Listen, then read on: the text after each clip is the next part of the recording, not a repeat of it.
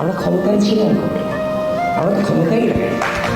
6 মাস পরে হলে ওঠার পরে প্রথম দিন যে গেস্ট রুমে গিয়েছিলাম, সেখানে যে নিপীড়নের শিকার হয়েছিলাম ছাত্রলীগের প্রেসিডেন্টের নাম বলতে না পারার কারণে, এই নির্যাতন মেনে নিতে না পেরে ঠিক 2 দিন পরেই তো আমি হল থেকে বেরিয়ে দিয়েছি।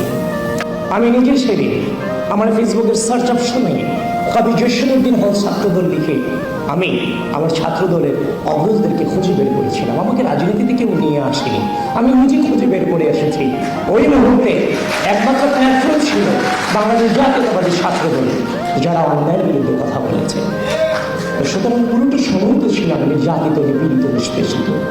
এই যে 2016 সাল থেকে লড়াই শুরু হয়েছে, এই 24-এর গণঅভ্যুত্থানের পরবর্তী সময় পর্যন্ত, এই দামি নির্বাচন হয়েছে 2024 পর্যন্ত, আপনি আর একটা ছাত্র সংগঠনকে আপনি দেখাতে পারবেন যারা হাসিনার বিরুদ্ধে রাজপথে নেমে বলেছিল step down Hasina, no more Hasina? দেখাতে পারবেন।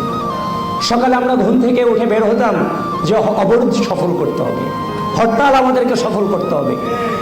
সে সময় আমরা 20 জন 25 জন মিছিল করতাম। এই 20 জন 25 জনের মিছিল নিয়ে আজকের অনেক ক্ষমতাসীনরে মকারি করতেন যে তাদেরকে দিয়ে কিছু হবে না। কিন্তু বিশ্বাস করেন, এই 20 জন 25 জনের একজনই কিন্তু 14 তারিখ রাতে রাজু ভাস্কর্যের পাদদেশ থেকে হাসিনাকে গোটা বাংলাদেশের স্বৈরাচার শব্দে প্রতিষ্ঠিত করেছিল।